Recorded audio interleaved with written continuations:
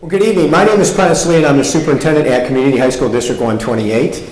And on behalf of the Board of Education and the district and building leadership teams, our wonderful teachers and amazing support staff, and of course our incredible kids, we want to welcome you tonight to the first of two public presentations and overviews of proposed capital planning work that's been going on for some time in the district. And more importantly, I want to thank you for your continued support of the school district. Over the years, working together, we have created two world-class high schools that are nationally and state-ranked, and we haven't done that on our own. That's a true partnership between the communities and the schools, and we just want you to know that we're very much appreciative of your continued support of the school district. So let me take a moment and introduce a few people before we get started tonight. We have several of the board members are in attendance. A few of them are here as individual citizens. A few of them are here representing the board tonight and may engage at some point with you during the evening or participate in question and answers at the end of the session. So first let me introduce those two folks. Board President Pat Grudy. Pat's in the front row. Many of you may know Pat. And Scott Luce here, who is also in the front row. Board member Scott Luce turns to the audience and raises his hand. Other board members here who are here as private citizens this evening: Jim Batson, Karen Lundstedt, Casey Rooney, and who am I missing? Did I get everybody tonight? Okay, we've got everybody. And we have several administrators with us tonight that will participate in the program or also answer questions. So let me start at the district level, just so I don't forget anybody. First, Associate Superintendent Brian Kelly is sitting in the back. Assistant Superintendent for Curriculum and Instruction, Rita Fisher, is also in the top row. Assistant Superintendent for Finance, Dan Stanley, is here. Our District Director of Technology, Mick Torres, is here. And our wonderful Director of Communication, Mary Todrick, is also here. So again, did I miss anybody in that row? And then, yeah, sure, give them a round of applause.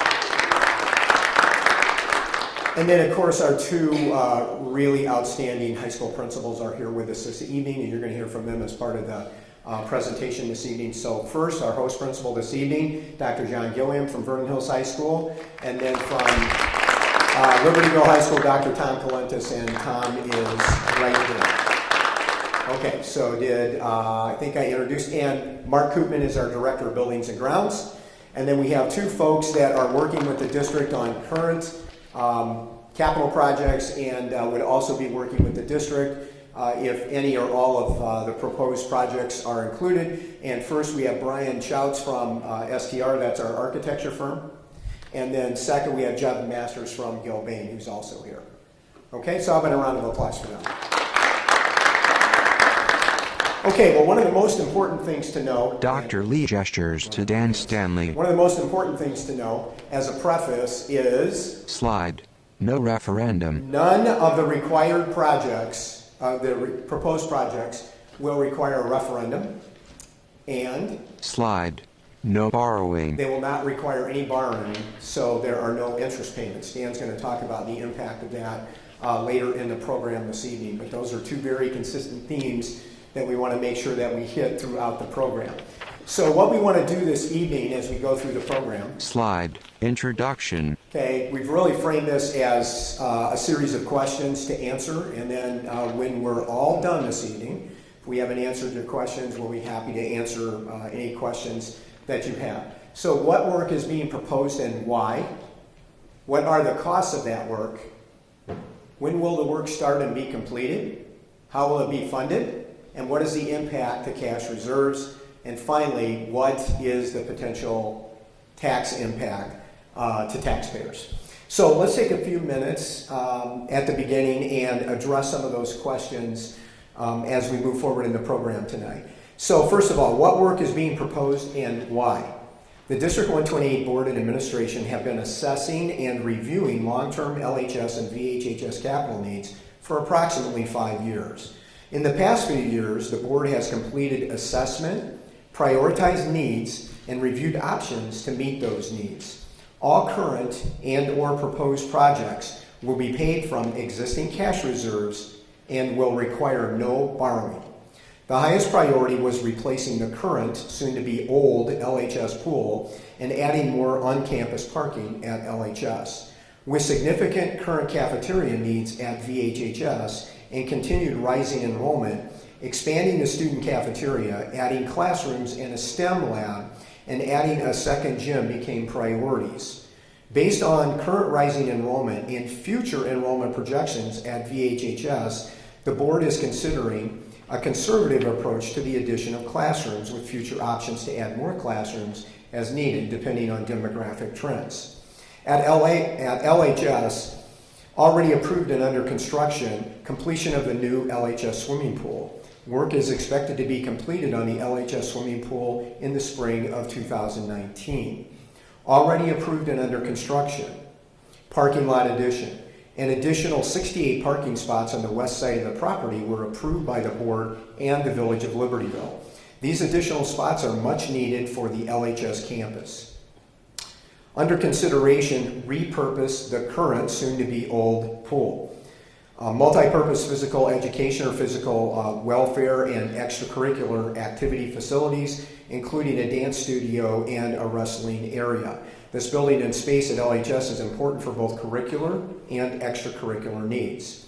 At VHHS, under consideration, the existing cafeteria is small, and it's only able to handle all of the current VHHS students with a couple of significant accommodations. The cafeteria space must be expanded into the front lobby during lunch, and the lunch periods are scaled back to only 22 minutes in length. John's going to go into that a little bit more in depth as his part of the presentation tonight. The expanded cafeteria and remodeled servery will be able to better accommodate the current and expected increase in student enrollment. 8 classrooms and a STEM lab are currently under consideration. An analysis of classroom usage was completed to determine the current and future needs for classrooms at VHHS. The proposed new classrooms will be able to accommodate both the expected increase in student enrollment and current curriculum needs. Second gymnasium and dance studio are also under consideration. Currently, VHHS has the same curricular and and extracurricular programs as LHS, and as such has the same space needs. The second gymnasium and dance studio will be able to accommodate all of these needs and provide for increased student enrollment. What are the cost totals for each campus and then overall? At LHS, already approved by the board and under construction, the new LHS swimming pool and the LHS parking lot addition come to a total cost for both projects of $22.5 million. Under consideration, repurposing the old LHS swimming pool is estimated at $5 million for a total estimated cost of all projects at LHS of $27.5 million. At VHHS, under consideration is expansion of the cafeteria, the addition of 8 classrooms and a STEM lab, and the addition of a second gym.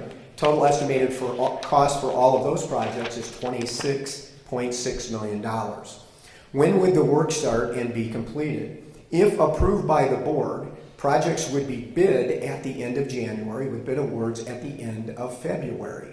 To hit applicable construction cycles, project work would begin late spring at both campuses. Tentative project completion dates are projected to be at LHS spring 2020 and at VHHS fall 2020. How will the projects be funded? 100% from existing cash reserves, no referendum, and no increased taxes to fund projects. In addition, since we are not borrowing money to fund the projects, there will be no interest payments for taxpayers. What is the impact on cash reserves? Current cash reserves are at $80 million. The total cost of all construction projects, including the pool currently under construction and the parking lot, is $54.1 million. That would leave a cash balance of $25.9 million, or 30% balance as a percentage of district operating expenses.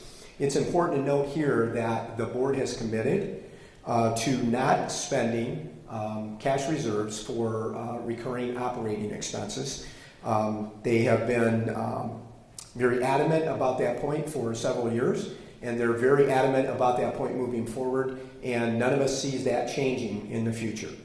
What's the potential tax impact to area taxpayers? Again, there is no tax impact.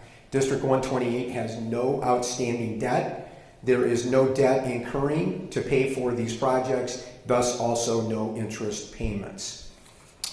So we want to take a few minutes tonight and actually review the projects at both of the campuses. So we've invited Tom Colentus and John Gilling to be part of our presentation tonight. So at this point, I'd like to introduce Dr. Tom Colentus, Principal of Renovated High School. Tom? Tom Colentus, LHS Principal, steps to the podium. Thank you very much.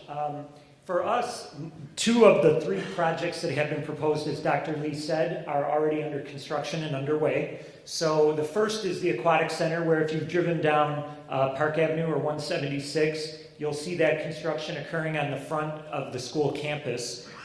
This is the Aquatic Center, the final design. We are in the final kind of push and stages where the exterior shell is being built and the interior work is being done.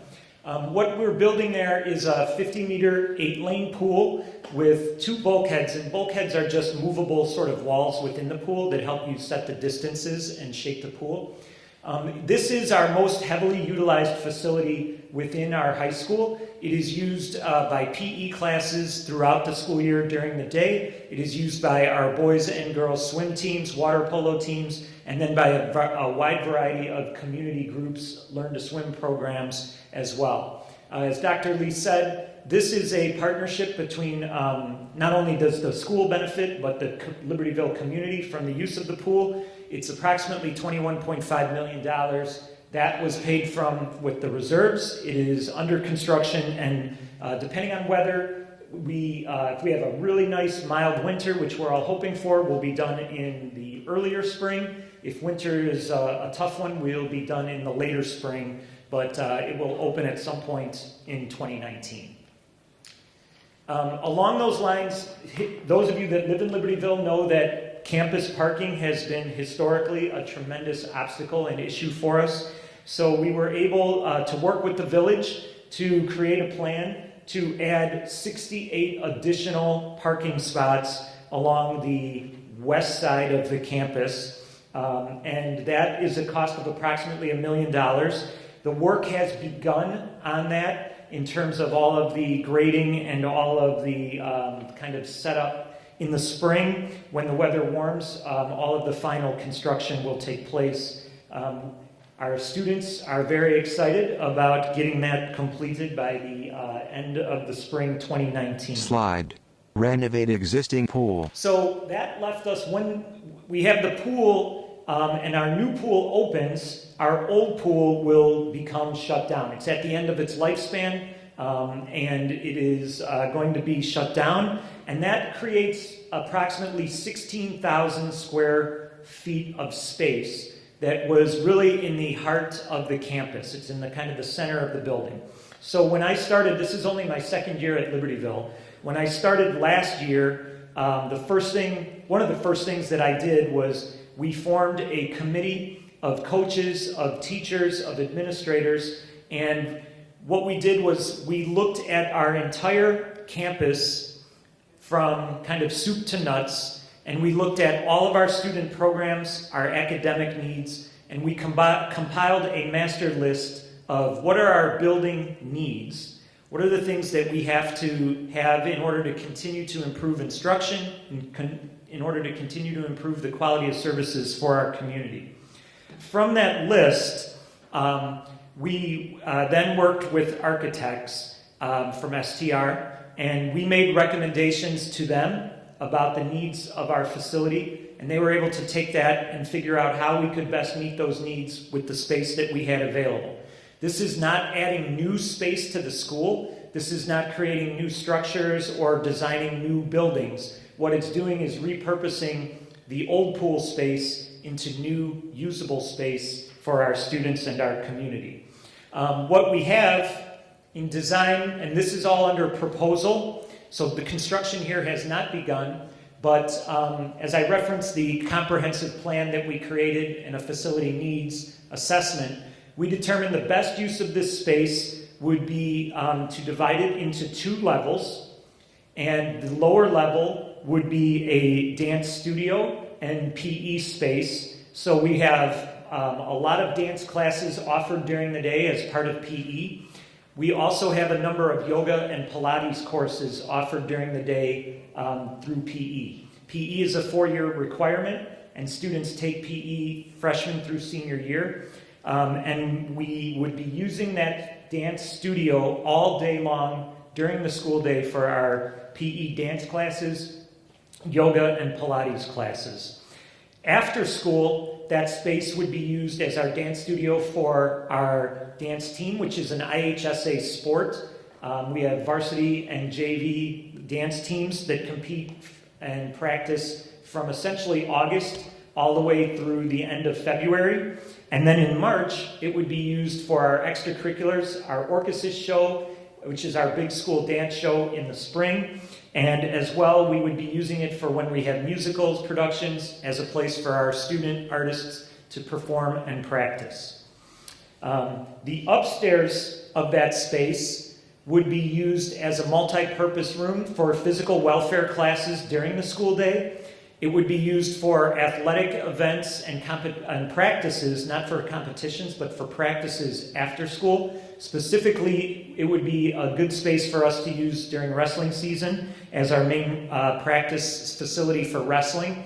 And then it would also be used for competitive clubs, things like our robotics team, things like our fencing team, things like our debate team. When they have big tournaments and competitions, we would host them in this space. So both the lower space and the upper space would be used year-round, both during the school day and in the evening, to meet a wide variety of student curricular and extracurricular needs.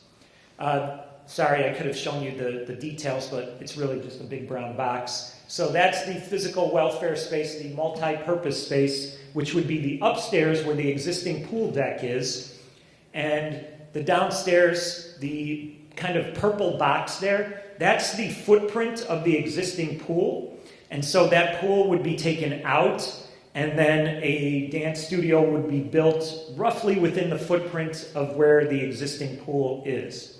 And again, that would be used for curricular and extracurricular dance, yoga, and Pilates programs. Okay, so the proposal on this is that it's approximately $5 million.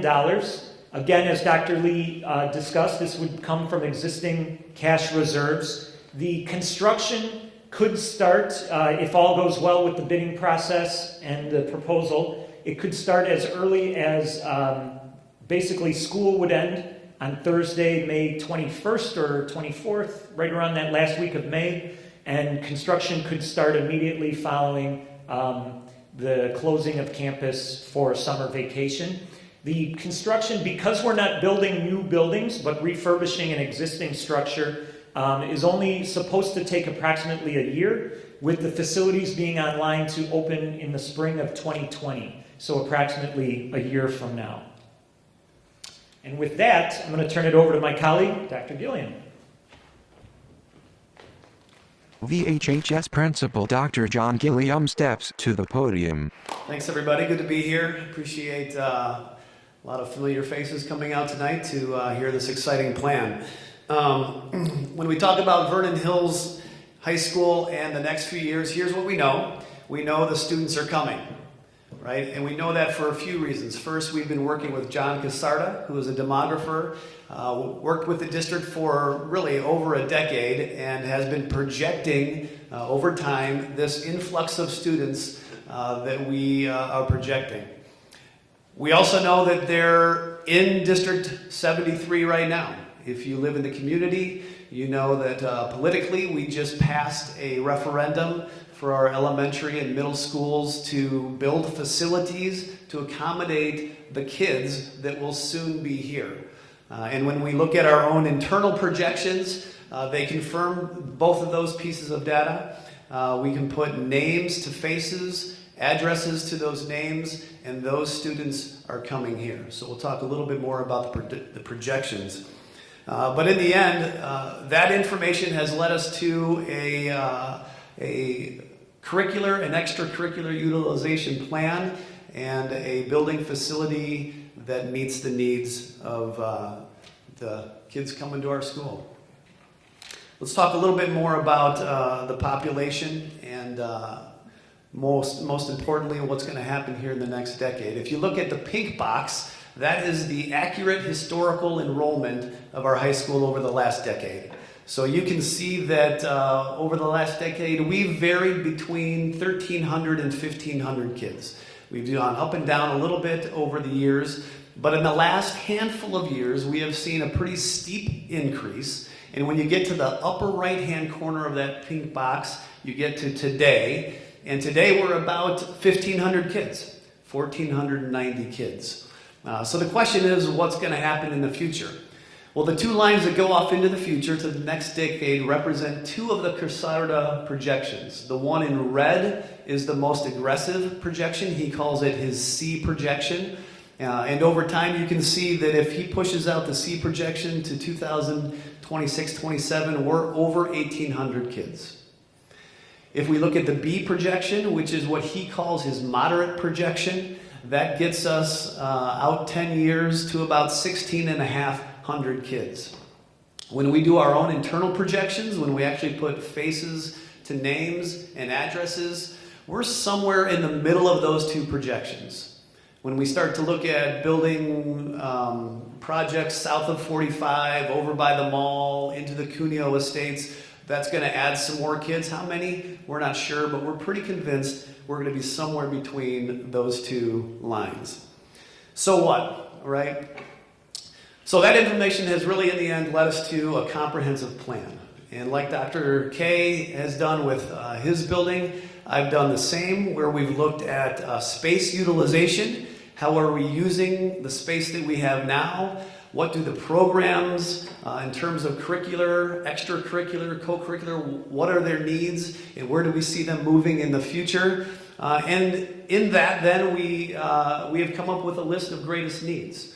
And when we sat down with Dr. Lee and the district administration and the Board of Education over the last couple of years and presented these, we whittled it down to really 3 basic needs. And so our goal tonight is to show you those. Our concept planning has really been over several years, and you might wonder how we're kind of phasing in to these years now. When we started back in 2014, if you walk to the front of our school, you know that there is a locker room that sticks out, right? And it looks kind of out of place. The reason it's there is because over a decade ago, we planned to build a locker room and a gym, much like the gym that Libertyville built on the west side there. But in about 2010, when the economy crashed, we built the locker room and made plans to build the gym. We, in 2014, came back at this with the board. We worked with a team of design and construction experts and put together a plan. And it's much like the gym that we'll show you here tonight. In terms of the cafeteria and classrooms, that's been something we've worked over the last 18 months. When we looked at our list of greatest needs, put together a concept plan and then a design plan. Really, in the last half a year, we've put thousands of hours with dozens of folks, and they're listed over here: district leadership, building leadership, teachers, student focus groups, student surveys, and then some of the design and contract experts that you see here today to put together what we're going to show here in the next probably 3 or 4 minutes. So the cafeteria expansion. Slide cafeteria expansion. VHHS. The cafeteria, if you walk into our school, most people will say, "Is that your cafeteria? Wow, that's a small cafeteria." I don't know if you've had that reaction or not, but there's a term called scope in reduction, and I think it's fair to say that when Vernon Hills was built, the cafeteria was one of the things that got a little bit shrunk in terms of its size. So we've known for a long time that the cafeteria is small. One of the byproducts then of that is that our kids have half-period lunches. When students eat at Libertyville, they eat 50 minutes. When students eat at Vernon Hills, they eat 22 minutes, take a break, pass in hallways, and then a second group comes in and eats for 22 minutes. You can imagine that as we have increased in size, that becomes more and more difficult as the lines in the lunchrooms become longer. As we started a later schedule, we shortened our periods by 5 minutes, which just put an additional crunch on our students to eat. And so the problem is real. Over time, we've tried to adjust. We've built some of the cafeteria into the foyer, so if you step right outside of these doors, you step into the part of the cafeteria, which is really just an expansion. Over the last couple years, we've put some eating areas into the foyer to accommodate some of the greater need. But our plan before you tonight is to really, in effect, double the size of the cafeteria. Our goal is to allow kids to eat for a full period. And our goal is to do that in a way where they're not rushed and healthier. One of the things that I've worked with our team, our design team, and our students is to create a menu that is healthier also. We won't talk too much about that tonight, but for example, we're getting rid of deep fryers.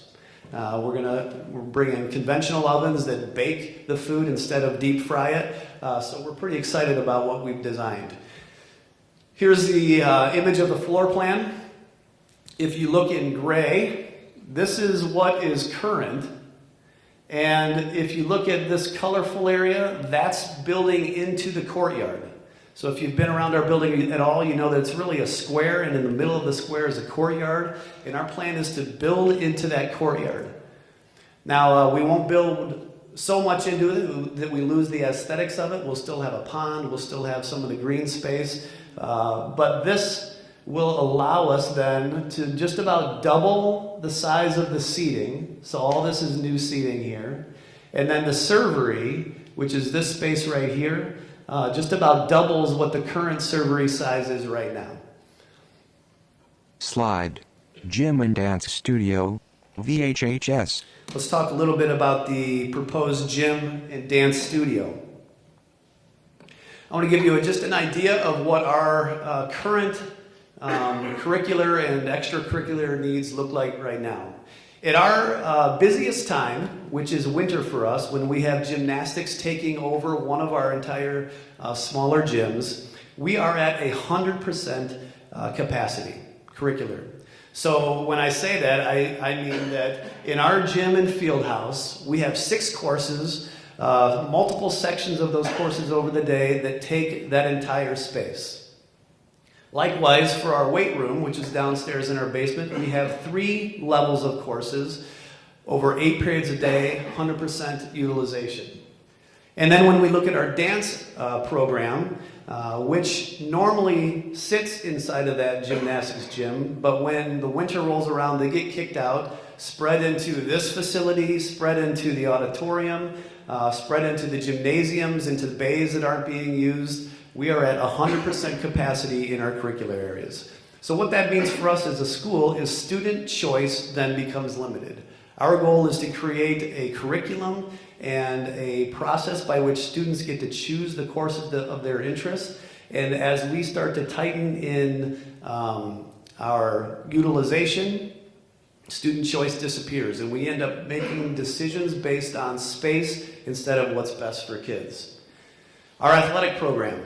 Our athletic program mirrors LHS's athletic program exactly. Same number of teams, same number of spaces. When we have our busiest times in the winter, we have 5 courts in our field house and gym combined, 12 teams practicing on those facilities. In the early spring, when winter is over and we start to add soccers and lacrosse and badminton, we have 19 teams using 5 courts. Our current sport space right now is used from 6:30 a.m. Practice time start as early as 6:30 a.m. and they end as late as 10 p.m. So when Dr. K talked about his pool being the space of greatest use, we look at our gym and our field house as our space of greatest use. So when we talk about need in our school, need for space, and need for the community relative to feeder programs, intramurals, open gyms, and so forth, it's the gym and dance spaces that we're looking at. So our solution to that is to add a dance facility and an additional gym. The dance facility on the right has been planned since we built that locker room. That dance facility on the right would actually sit right on top of the locker room. So it was built structurally with steel and walls such that we could put a roof over it and have a dance facility. So that dance facility that you see on the right would be really model what Dr. Calenta said about his use. We have dance programs. We have courses online waiting to join as soon as we have space for them. We have extracurricular programs including cheer and dance, orchestras, musicals, so on and so forth that will make the most of that space. Then just to the south of that gym, on the front of our building, so on the west side of our building, now where you see the visitor parking lot and some green space would be an additional gym. It is the exact same footprint as the additional gym that was added to Libertyville about 10 years ago. So it is no bigger, no smaller. It has one main court that can be separated down the middle into two smaller courts. Will be used obviously then during the curriculum day. We will spread our courses out. Dance will have a home. We'll be able to take courses like CrossFit, some of our junior and senior leaders courses and give them a home. And then of course after school hours, it'll be the home for competitions from everything from volleyball to basketball to badminton and so on and so forth. Slide. Main entrance with gym dance edition. Here is an elevation of the facility as you look from our parking lot where you probably parked tonight. This is the entrance that you parked. This is the facility that I said is already built, that locker room. The dance facility just goes right on top of it. And then to the south of that, as we look at the west side, is this additional gym right there. So the face of our building will look really like it's been meant to be for years. That is looking directly from the west towards the building. So again, there's the locker room that's been there for the last decade, the dance on top, and the additional gym. Lastly, I want to talk a little bit about our proposed additions to our classroom. Slide. Classroom edition. VHHS. We presented to the board a couple times over the last year some room utilization data, which basically says this. When we look at our curricular programs, the number of courses in the departments that we have, the teachers and the children in those seats, we're tight. When we work with architects, they say that when you get to about 85% capacity, you are at a place where you are now making decisions, instead of what's best for kids, you're making decisions based on how do you cram bodies into rooms. And so for us, at this current time, we have 5 curricular departments that are at or near 90% capacity. We are at really a saturation point. And so practically that means when I look at a master's schedule and I look at the social studies department, there are no openings in that department. It's packed. And we know, I showed you based on enrollment projections, it's only going to get tighter. Another thing that has changed since probably we built this place, because there has been some talk about, well, didn't you build it for 1,600 kids? We have had all sorts of curricular changes, and probably the greatest is our need for special education space. You know, if you know education, the special education laws have changed substantially over time, which has meant more and more individualized or small group classroom settings, and they all need space. And so that has eaten into some of our, what would be traditionally classroom space. And then there's been some program shifts, most notably shifting to STEM education, so science, technology, engineering, and math.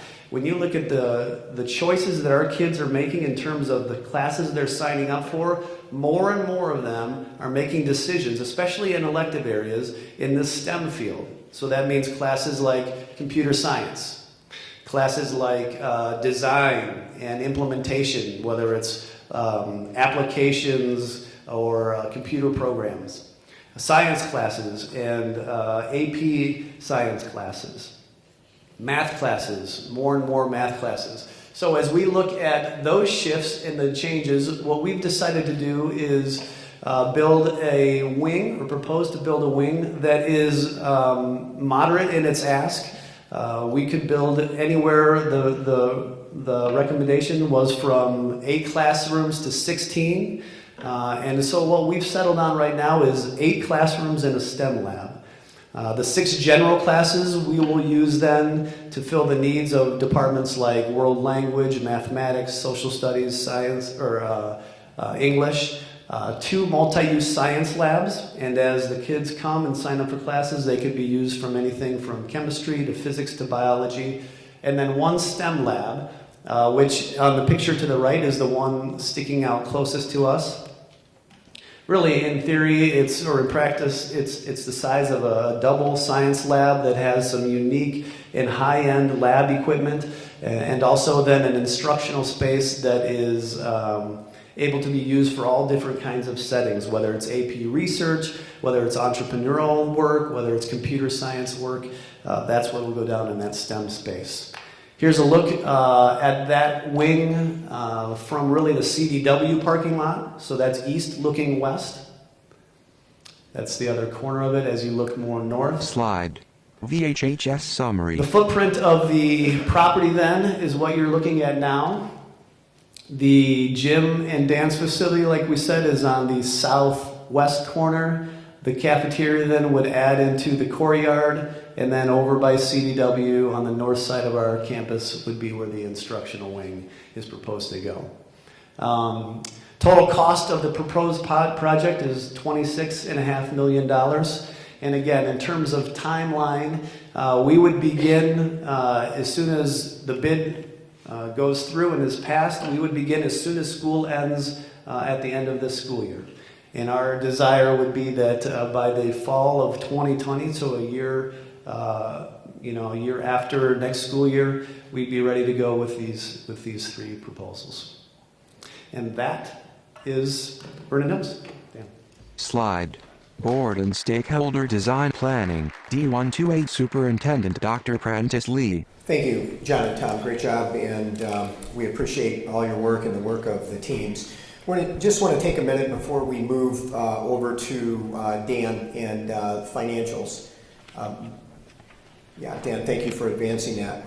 So there are several things here for you to know. Really, for Pat and I, we really go back about 7 years in terms of the initial conversations about this when we were doing long-range financial planning, when Alex Della Poli was on the board. And we were able to map out that we were going to retire some significant bonds from the building of Vernon Hills High School and the classroom additions at Libertyville in 17 and 18. And so at that point, the board really started to talk about the future needs of the district.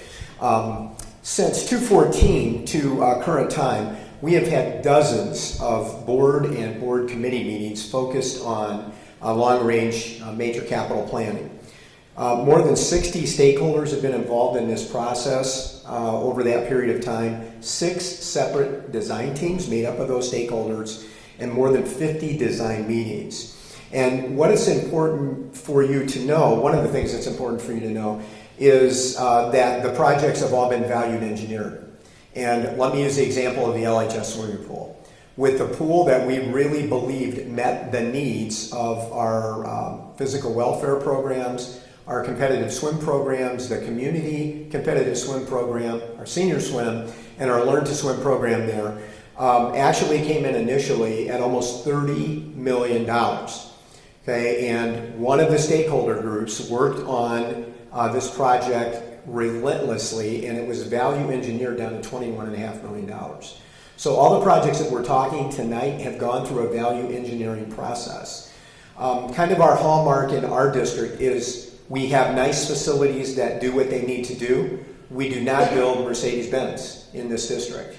It's never been the history of this district. It's most likely not going to be the history of this district moving forward. The facilities that are proposed are nice, functional facilities. They are not a $30 million swimming pool.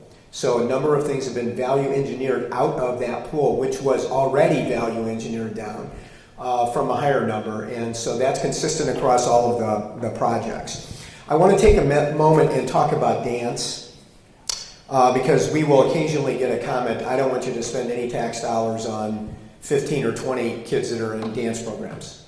Okay? So let me take a minute and address that. First of all, dance is a critical part of our physical welfare program in the district. Okay, I can tell you that my own two daughters who are LHS graduates took dance for all 4 years in the physical welfare, physical education program. So just to give you an idea on numbers, and these are from this year, by the way, at LHS in physical welfare, 233 students have taken classes. 5 sections of dance, 154 students, 3 sections of yoga and Pilates, 79 students make up that total. In co and extracurricular activities, which would be competitive dance, orchesis, the fall or spring musical, we have had 161 students. That includes cheerleading, 43 students, POMS team, 35 students, orchesis, 45 students, and the fall musical, 38 students. Total LHS student physical education and co and extracurricular dance-related participants, 394 students. In addition, LHS is required to cap the number of dance-related sections in its physical welfare program due to lack of available and safe space. At Vernon Hills High School in physical education, 142 students are signed up for dance-related classes, 5 sections of dance. In co and extracurricular activities, 152 students, cheerleading 31, dance team 36, orchesis 50, and fall musical 35.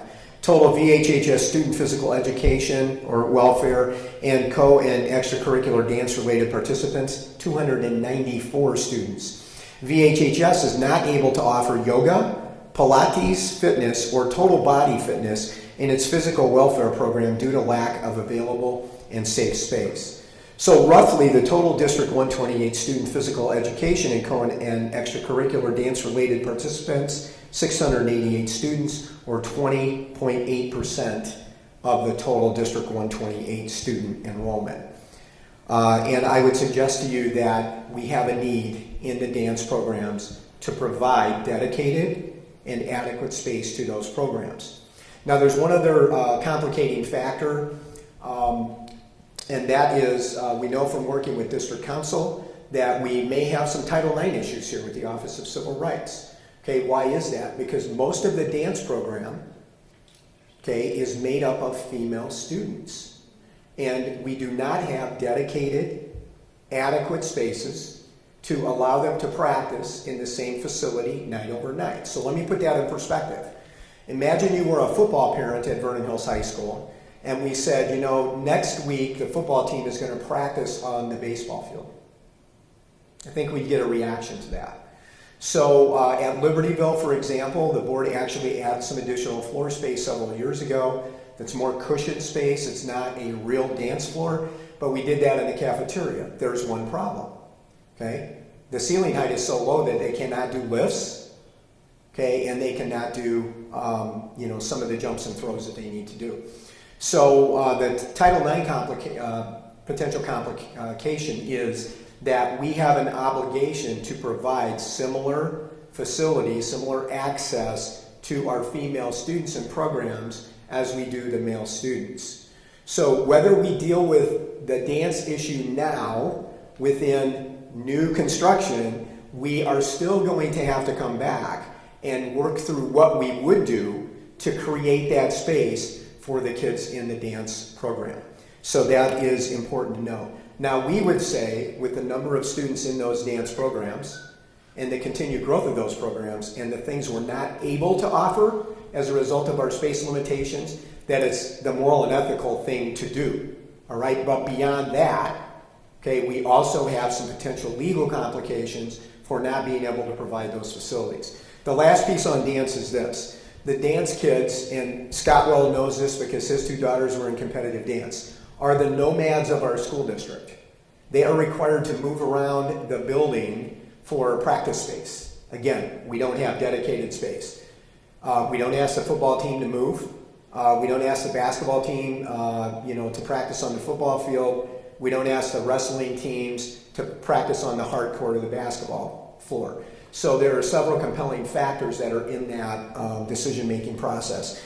And finally, what we are doing in actuality is very similar to what District 70, Libertyville, 70 Elementary has done over the last few years. Okay, they have done building at a number of their campuses using reserves over the last few years. They have leveraged those reserves to take care of lawn care capital needs. It's a very similar process that we're talking about in our school district. So with those things said, let me introduce you to Dan Stanley, who's our Assistant Superintendent for Finance.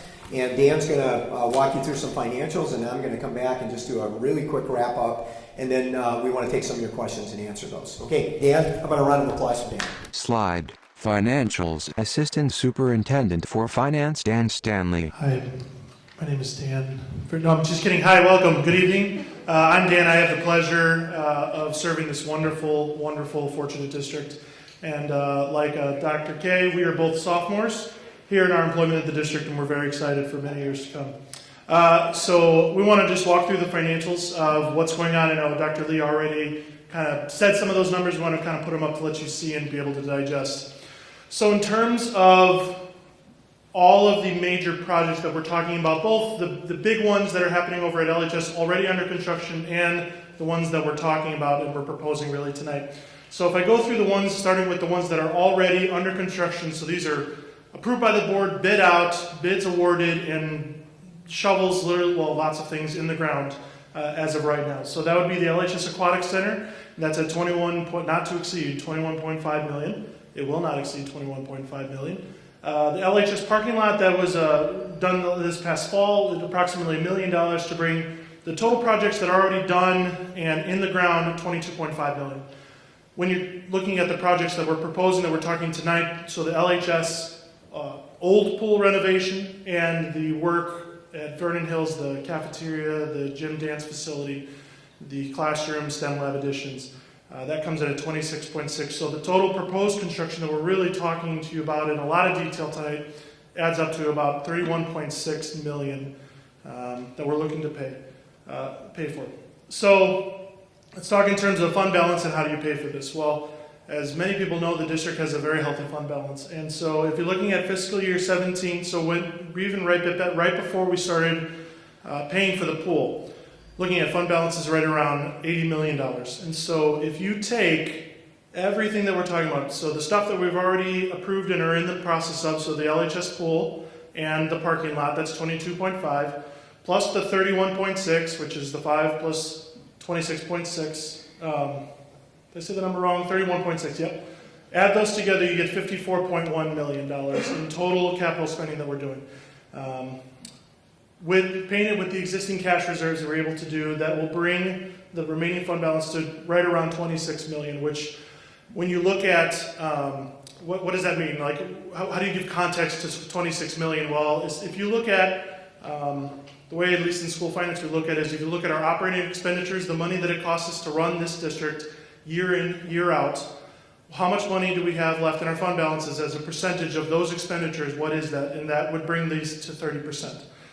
Which is certainly a very healthy and would still give the district very strong financial ratings from the state and everything like that. So that's really a look at the fund balances.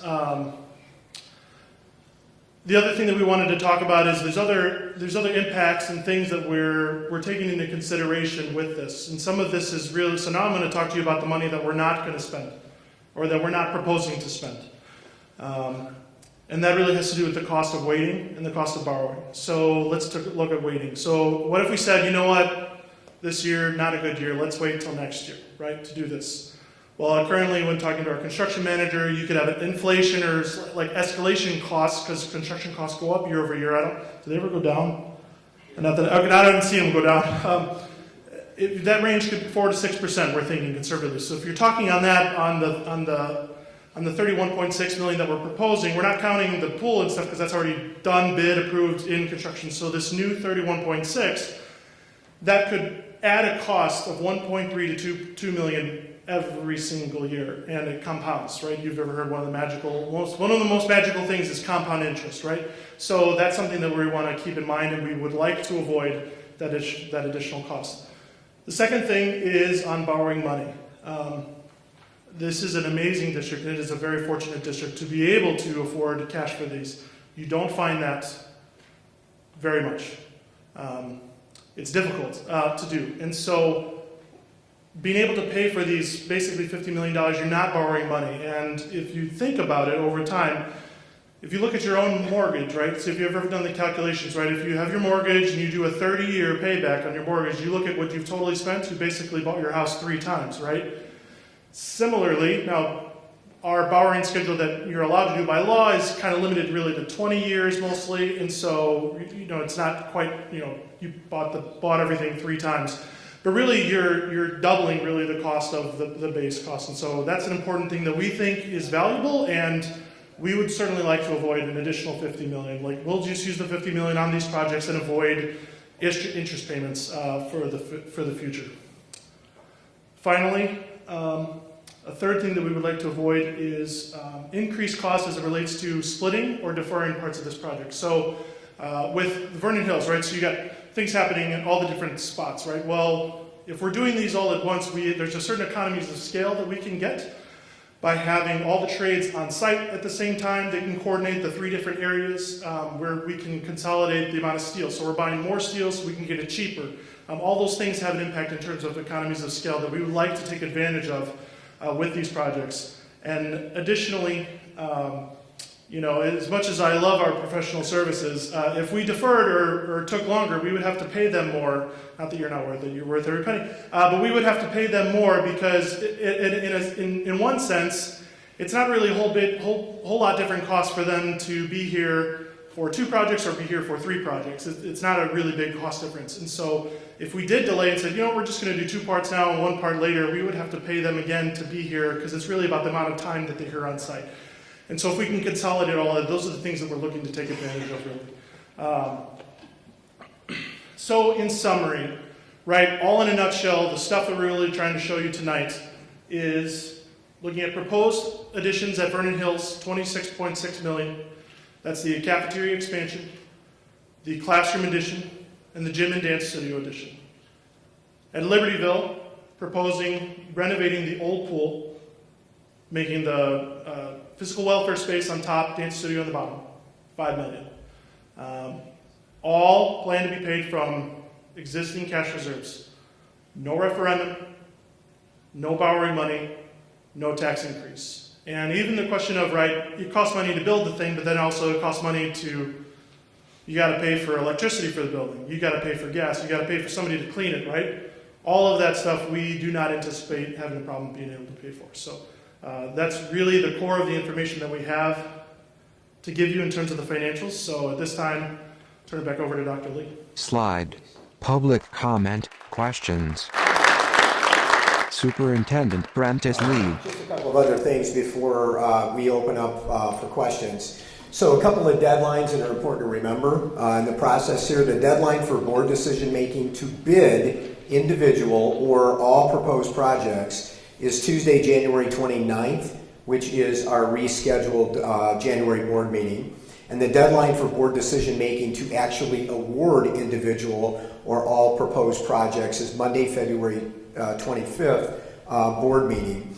There are 4 opportunities for public engagement on capital projects. Of course, 2 public presentations that we're doing this week and next week at Libertyville High School. And then we have several scheduled board and committee meetings in January and February prior to the board decision making to bid or award the individual projects. In addition, the standalone capital projects presentations with questions and answers will be videoed, so we are videotaping the presentation tonight. We will do the same at Libertyville next week, and we'll be posting those videos to the website. I would just note for the record that those videos have to be compliant, ADA compliant, so it takes about 7 to 10 days to make sure that they are. And as soon as those are done, then we'll be posting those up to the website. And as I mentioned, additional opportunities in February to come to the board meeting. And so we'll be posting an FAQ, really starting around the design of the presentation this evening. We'll also be posting that to the website, and we'll be adding to that as we get additional questions. So that's what we have for our presentation and our overview tonight. And I would say before we start doing questions, we've got a microphone that we can pass around tonight. We would ask you the first question that you just identify yourself and tell us where you live. You only have to do that once. So if you have several questions, You don't have to do that each time. And then just to let you know that any Pat or Scott or any of the district administrators or the principals or our architect or design group and construction management group might respond to those questions as well. Okay, so without further ado, if you have questions, Brian's going to walk the microphone around and I'll give the microphone to who's ever going to answer the question.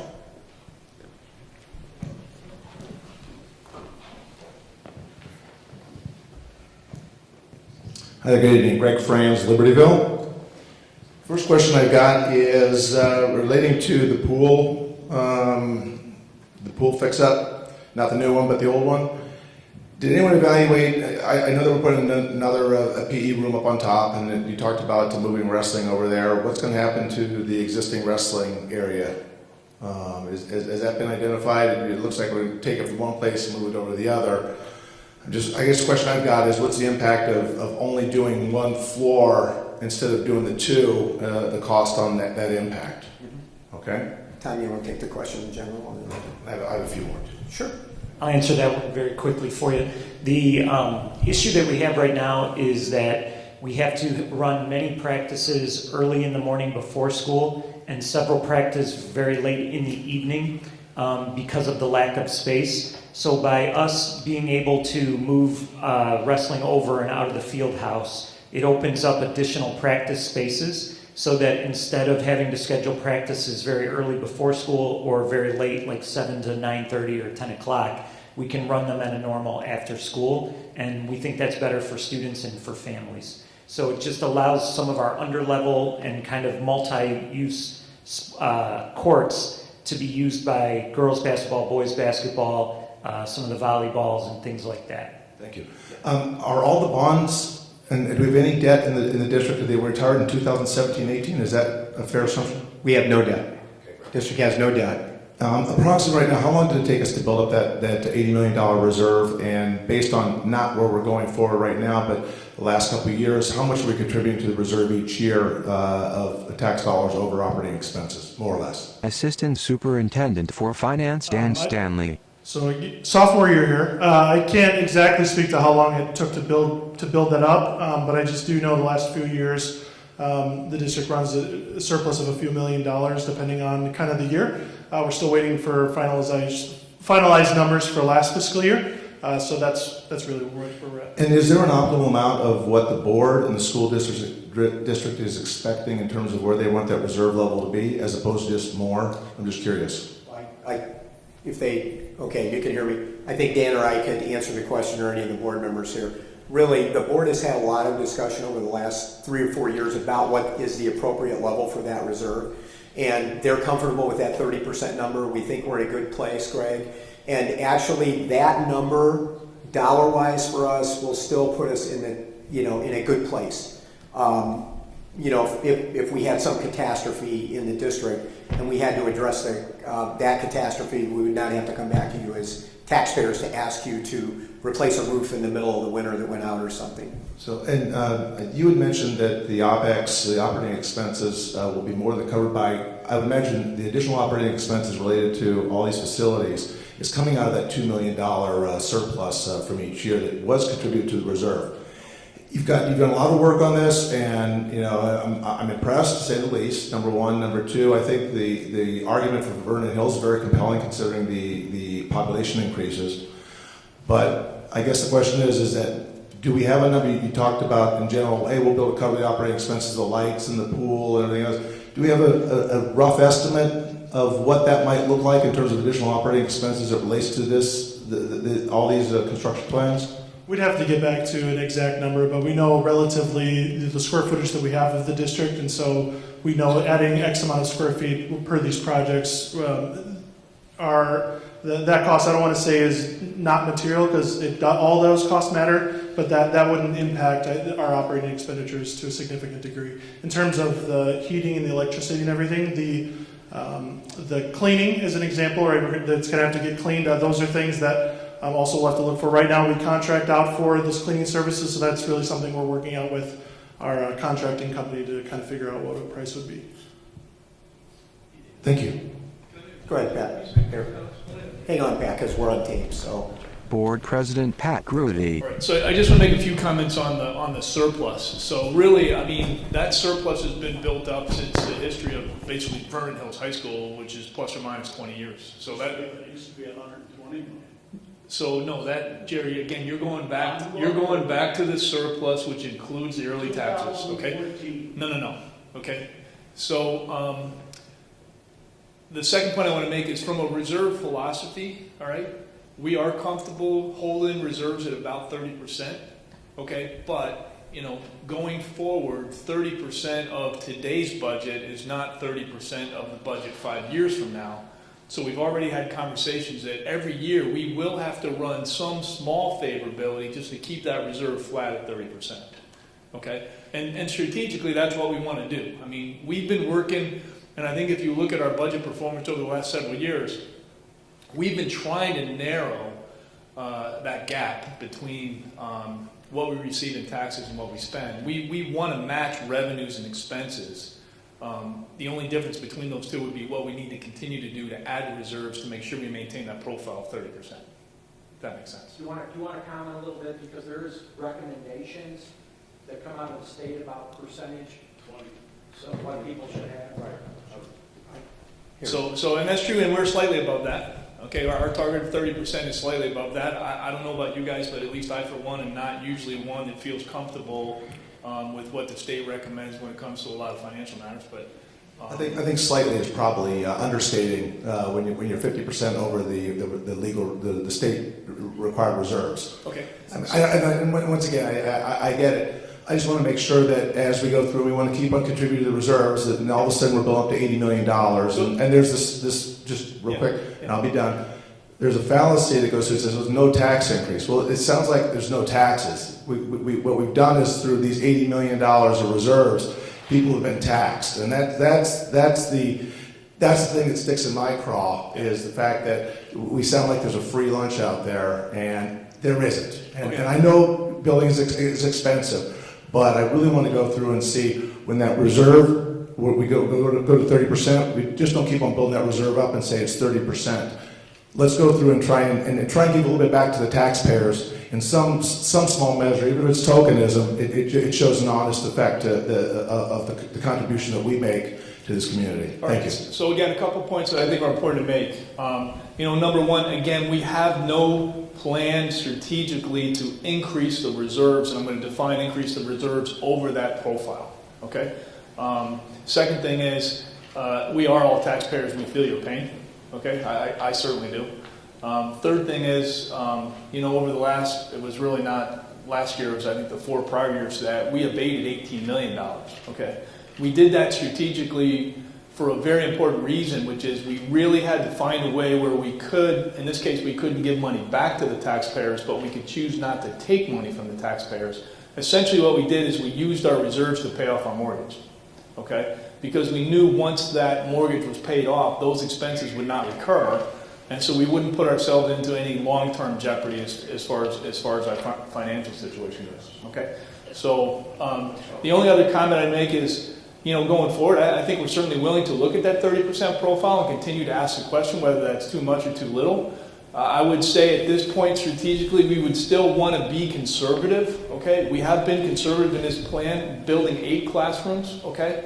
I wouldn't want to get 10 years down the road and find out that I need a few more classrooms because they renovated Hawthorne Mall and now there's even more people in the district, and all of a sudden we've bled down our reserves. Okay, so that would be my reason for saying we're still going to be a little bit conservative. But I can assure you there's nobody on the board that says we want to build the reserves back up to $80 million. That's absolutely not something we want to do. And Pat, I would add to that, this is my close to 15th year in the district, moving forward. And so we've had a number of iterations of the school board. We've had a number of members come to the school board every 2 years. We've had some members that resigned, and then the board appointed members to come in. That conversation has been very consistent across that group over the 15 years, that we want to, what is the right number? So we really, Greg, we've probably spent a couple of years really digging in to what the correct number is for that. And as you know, we live in a state with a lot of uncertainty. So a couple of years ago, it looked like There might be a property tax freeze, which would be great for the homeowners, but would cut revenue off to property taxing bodies, right? And it also looked like we might get a pension cost shift, where part of the pension cost of the state, that's the state's obligation, would be given back to us locally. Either one of those things would have some pretty substantive effect on all school districts. Together, they would be catastrophic, and on top of that, we went for 2 years without a budget, so we didn't know what we were going to get from the state, really. So I think all of those things play into ongoing conversations, but probably 5 years ago when we really started to dig into that, the conversation was, even if we went below 50, we were pretty nervous, because we didn't know what was going to happen at the state level, what costs we were going to have to pick up locally. And so through those conversations, we've really come to that 30% number in terms of a funding platform, and it's something that the board reviews every year. And, we'll continue to do that. And I, like you, I'm a taxpayer in the district, so, I've got a dog in the hunt too, just like you do, so. And one last thing, not to get it off track. Sure.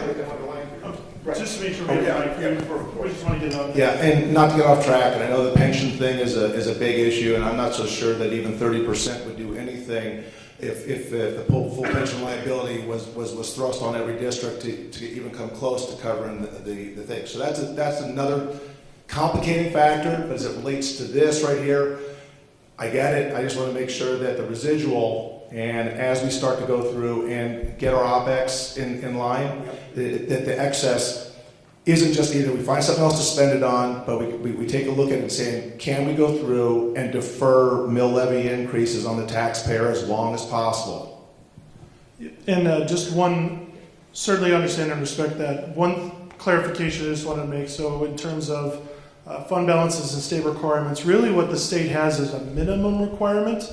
And essentially what that basically is if you have less than 25%, then you get kind of notched down in terms of your financial strength. And if that number gets too low, then there's other things that would happen with the state. So really in terms of the state, it's really more of a minimum requirement that they really care about, and they really focus on. So.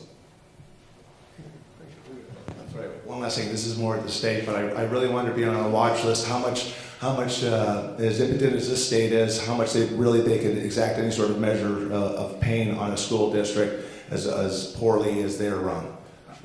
And really, you see It's a really that political statement, but we appreciate that, okay? Fiscal. You'll see that in Lake County, North Chicago went through something. So essentially, what they would do is, if you get to a certain point that's so low, they send. They basically essentially remove some of the elected board's power and give it to an appointed board that is and the idea is to try to make positive changes to turn that district around. So that's really practically what would happen, which what you've seen with our neighbor North Chicago that happened for years. So that's really what would happen in that situation. Happened to Round Lake too, so, and East St. Louis. There you go. My name is Heather Lease. I have 2 properties, one in Vernon Hills and one in Libertyville Choice District. 4 kids, 2 at the high school now and 2 in the elementary school. I want to start off by thanking the school and the school board for being proactive with this space issue. My kids in elementary school are hurting now because of it. So I'm very glad that you guys are looking into this now. My question is, what do you need from us to move it forward? I don't want to delay. I don't want to have this pushed out years to where they're getting in the school and still under construction. Well, I think as we kind of lay the timeline out, the board's going to be doing decision-making to bid the awards in January, either individual or all the projects. We would, our recommendation is that we move forward, with the list that we provided tonight. And then in February, they would actually award the bids. Now, here's why those 2 dates are really important. You remember Dan talked about the cost of waiting. Okay, there's a construction cycle that we have to hit, okay? So if we go beyond February, we're going to miss the next construction cycle, which is going to drive us forward another year, which is going to cost us several $1 million on the size of the project that we're doing. So I think in answer to your question, it's probably just to let us know that, or let the board know that you're supportive, right? Yeah. That's it. Well, I know tons of people, everybody I speak with supports. I know that there's a little, I guess there's a Facebook mob page that's out there complaining about the studios, but everybody who I speak with supports all of it, including the studios. Well, and again, the dance numbers Yes. support those studios for that reason, and then again, we've got the potential legal entanglement, where we're gonna have to take care of that problem anyway, somehow with existing space, if we don't construct space within construction. So, Okay, appreciate well, your let's get it comment. done. Yeah, thank you. Question over here, Brian.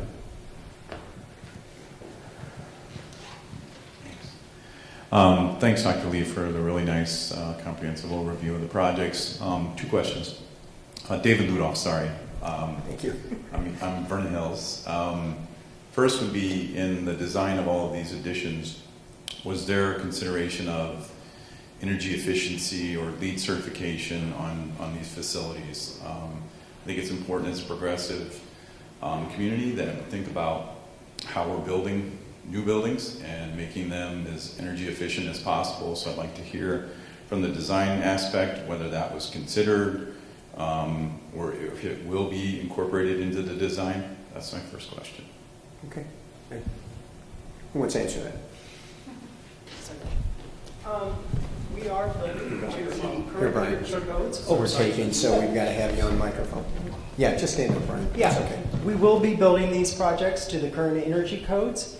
They're quite stringent. We are not meeting any LEED. It was not a direction that we were given, but they will be energy efficient. We also are looking into the solar on the gym, and we're working with the district to get that implemented. We are building the gym roof to hold solar panels for future if this district money or this grant comes through for that. So we're looking at alternative ways, and eventually, if we did get the solar on the gym, we could apply the project towards a LEED certification. So right now, there's not money set aside to make for the solar panels. It's in the future if Yes, is it would be in available. addition. Right. Some of that is timing, because really, to kind of secure some of that, there's a process to go through, and so we try to be really intentional about the construction cycle we're trying to hit, and so those things don't necessarily have to line up, and so the idea is if you have it ready to be able to do when those other timelines line up, then we can do that at some point. Because it's grant money. Correct. Yes. Just to be clear. So the comment Pat made was we could use grant money to do that. We certainly would do that. We would certainly look at doing that. We're preparing everything for that possibility. But you have to apply and do that. Right, exactly. There's an application process and approval. Go ahead, Brian. We're also working with ComEd for an energy efficiency and program. I think we have a kickoff meeting soon. Yeah, today. And unfortunately, I didn't attend it, but our engineers did. And so I'll get the rundown on that probably tomorrow morning. And so we'll be getting a lot of energy efficiency credits and towards the design that we've worked on right now. Okay, thank you. Second question was just, with the increasing enrollment here at Vernon Hills, has there been any discussion about increased parking? And I know that's not as important when you think about the buildings and what we're putting in place to help the kids. I don't know. I mean, I know the parking's always been an issue here. We have to park across the street and things like that, which is fine. I just was wondering if there's been any discussion about creating more parking spaces, or if that's even something that's been considered.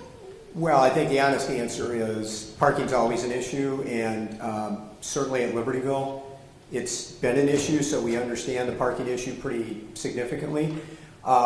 Anything that we would do in parking would be beyond this project, because this really takes us to the limit, and again, kind of the 30% that we're comfortable with, and allowing us to have the facilities that we need to have for now. But, anything's on the table for future conversation at either campus. John, go ahead. And I'll just add this, just practically speaking, our staff parks on the east side, and currently there are still 10 spaces available for staff. So as we build in student enrollment and in staff, those spaces are going to be taken up. So we'll be thinking about moving some of the district vehicles, some of the dumpsters to create more space on that side. On this side, on our west side, is where our seniors park and some of our staff park, and those spaces are filling up. Fortunately for us, we do have access to the park district parking up, up south,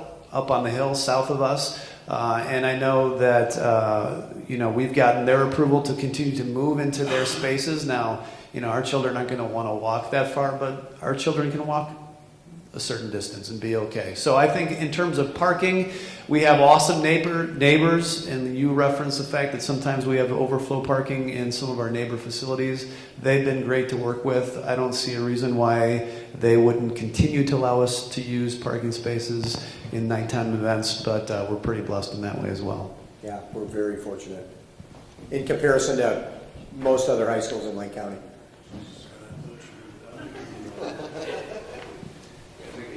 Hi, my name is Jerry Verbatim, and to some of you I'm unknown. Now I'm going to talk to you from the standpoint of taxpayers. I'm 73 years old. I've lived in Libertyville for 40 years. And I built 2 homes in Libertyville, and I'm currently paying $20,000 a year in taxes. I build nice homes. I build homes that right now, if you were to go to tax assessor, they'd say your street value is $832,000. Well, guess what? I'm trying to sell it right now, and I can't get $700,000. I'm going to tell you, your point of diminishing returns is here. Everybody used to say, well, the taxes are high, and the taxes are high, but we got great schools, and that's why they're so high. And I bought it. I bought it as a young guy, and I worked my hind end off, and I turned right around and built 2 homes. Well, I'm telling you, it's changed. Put your homes on the market, particularly if you got a home that's somewhere about $650,000 to $800,000. Put it on the market. See what you get for it. All right? Now, I spend $20,000 a year in taxes. 75% is for schools. Schools, okay? So I'm about a $15,000 taxpayer. I haven't had a kid in school, for God's sakes, in 20 years. Oh, I put kids through school, okay? So the lady up there who's got some kids in school, and she's got a home, maybe it's about $450,000. And she's paying 75% of her tax bill, which is about 10, 11 grand, and she's paying $7,500, right? And she's got a kid in high school, and a kid in grade school, and a kid in high school. Guess what? Her bill is about $3,500 in taxes.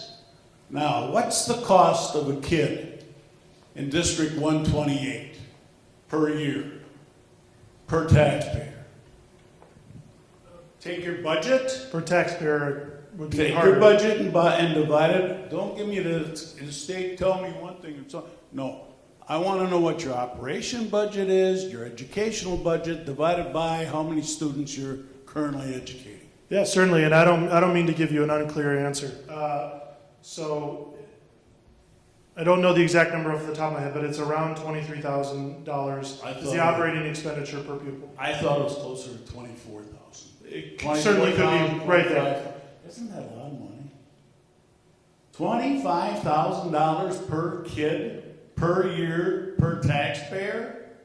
You know, I get the biggest kick out of this thing, and we sit here as people, and there isn't enough people here to talk about this. We sit here with people, and they're talking about parking. Well, think about it. How much are we paying for busing? How much? Oh, we don't pay. I'm sorry. The state pays. The taxpayers pay. How much do we pay? To be clear, we definitely pay, but in terms of that, you're talking somewhere in the range of 1.8 million-ish. 1.8. What's our utilization? In terms of how many students ride the Yeah. bus? Sorry, I don't know that answer. About 30%. I don't know. Okay? And we're saying What I'm saying is, suck it up and tell some of these kids who want to drive to school, no, seniors only. We've got X amount of parking spaces, bus it. I walked. I'm 73 years old, sorry, pardon the French. You know, Doc, I've always told you guys, you do a job educating. I've interviewed the students. They're very well. Director, curriculum, great job. You're doing a great job with the kids. I'm not knocking that. But you're taxing me right out of my house. I'm moving. Okay? I'm one of those people that if I had my choice and if I didn't have grandkids here, I'd be out of the state of Illinois in a heartbeat. And you know, I love this when they say we need additional classrooms because the state has got their special education students and we're forced to accommodate them. Tell the state to pay for it. We're not getting diddly from the state, right? With all due respect, there are state laws that tell us what we have to do in terms of special needs and even transportation. So for example, state law requires us to transport students under certain circumstances. Well, that's something that we have to do by law. I'd love to have somebody step up and say, stop it. Okay? That's what you're doing to us from a taxpayer standpoint. If that's a big part of it. You know, and the other thing that I don't like, you know, you talked about the first discussion about a pool at Libertyville High School was, and this was back about 2014. Okay, when the surpluses were, and I don't know, we changed the definition of the name, didn't we, the surplus, what is it called now? Cash reserves. The cash reserves back then was somewhere about $100 to $120 million. You don't think so? I mean, what was it about? Do you have any idea? No, I'm not going to be quoted off the top of my head, but we explained to you, you're right. Wait, Pat, wait.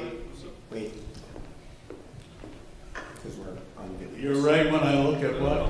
You would be correct when you look at the fund balances at the end of any given month. Yes, those numbers were at one point over $120 million, but as we've explained on a number of occasions, that fund balance includes the early taxes we receive, completely analogous to if you look at my checking account on the first day of the month, on the day I get paid, it looks like I got a lot of money, but I haven't paid my mortgage yet, I haven't paid my bills yet, I haven't paid any of that. I know, and it was like trying to hit a fly on something that was very hot. But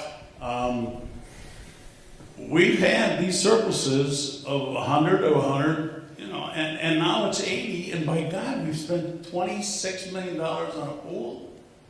Okay, so, wow, we're doing good. We're back up to 80. You know what I said in 2014 when everybody was saying, well, it's somewhere about 100 million? Give it back. Okay, give it back. If you were to sit back and look at how many tax-paying bodies you have in this area, and you took that 80 million less, let's say 20 million, 60 million, gave them all a check for Christmas, how much would that be? A lot. Stimulate the economy, right? You know, I love to hear the architects. It's coming,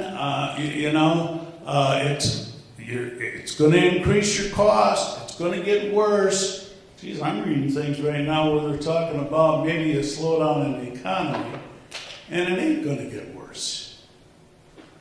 If we don't watch this current presidential situation, cocking on them. But I'm a taxpayer. I'm disappointed. I love the school. I love the community.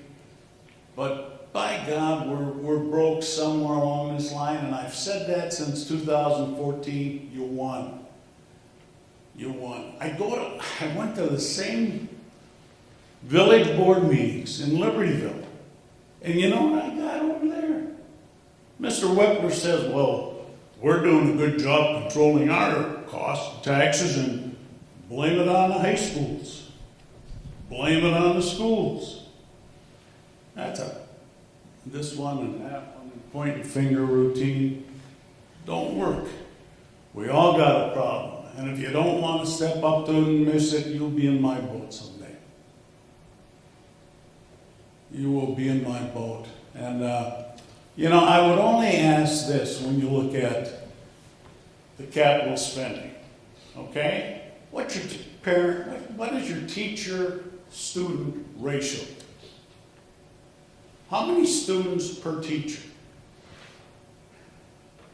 Depends on the program. Okay? So in special education classes, those numbers are No, don't go there. But they are on our staff, so those numbers are lower, okay? Some of our at-risk students are in classes that are lower. And some of your driver's education people are running 4-to-1, right? Or 3-to-1. 4-to-1 in what? Students. When you're teaching Well, you can't driver's drive ed. 12 kids, Jerry. Well, that's just, you can't fit more than that in a car. I'm telling you, consider, please, that you are one of the highest paid group of teachers in the area. Okay? Nobody's underpaid in this situation, and I'll prove it to you. All right? I don't mind paying for performance. I'm not saying that. But the real issue is, start looking at, I was educated by nuns. I think the ratio was 42-to-1. That's out of line. I'm not going there. But I'm telling you right now, consider something like that. If you gave one more student to every teacher, how much would that save the taxpayer? I don't know. I've had enough, so... Okay, can we move on? Okay, thank you. Thank you, Jerry. All right, another question over here, and then we have another one up here. Hi, my name is Becky Palmer. We're in Libertyville, but we're in the choice zone, so we have students here at Vernon Hills. For 3 of the 4 projects, it looks like they're fairly isolated. One will be done in roughly a year, one will take more of a year and a half. Just a question on the cafeteria expansion. It is literally right in the middle of your building. During the school year, what are your plans to accommodate that project as you have students in the building? Great question. So as we've worked with our construction manager and our architect, the plan is this, that we would hit it heavy this summer. So much of the shell and structure would be done in the summer. We would start the school year with the current servery as it stands. So there would basically be a false wall that led into the new servery, but we'd be using the old servery for the remainder of that school year, while the finished work would be done on the new stuff. Then that next summer, the finished work would take place, the wall would come down, and we'd have time to open it up. So we'd be really practicing for another year with the old servery and cafeteria space while they're building basically the new stuff. Okay, thank you, and thanks to all of you who have put a lot of work into these plans. We really appreciate it. Hi, Tanya Reback, Vernon Hills. I just want to, my voice sounds really weird on this. I just want to thank and applaud the administration for the plans that you've put out here. It looks like obviously countless hours have gone into this, and I think it's really, really important for our students. I couldn't be more proud to have 2 students in this district, and especially here at Vernon Hills High School.